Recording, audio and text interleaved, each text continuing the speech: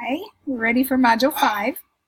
The reading in this module covers energy balance and a healthy weight, as well as performance nutrition.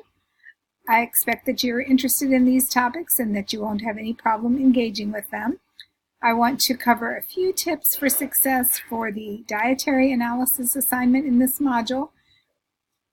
First of all, you'll notice the point value of this assignment. That gives you a tip that it's an important one to work on and to spend time on, maybe to start early with, because it will take some time.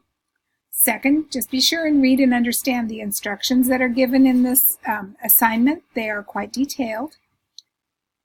Third, you will upload 3 documents for this assignment into Blackboard. One, your 3-day journal, food journal. Second, your chronometer report after you finish the assignment. And third, your assignment answer sheet.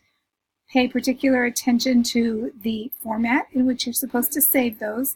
Wrong formats are very difficult for me to read, and you do lose points for them. Fourth, which one of these documents that you're going to upload is worth the most points? You should be able to tell that just from the assignment view in Blackboard. It's the answer sheet, which is worth 60 points.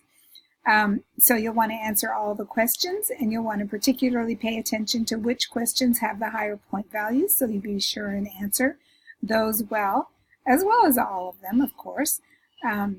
Also, some students tend to save the answer sheet as a blank answer sheet, and then maybe they're putting the completed one in a different file, and then they will upload the blank one. So be sure that you don't do that. And last, just let me know if you have any questions. I know the Chronometer website can change from semester to semester, maybe small changes that we don't catch when we're uploading our assignments. So if we miss something and you get confused, please let us know, or let me know, sorry. And that's all I have.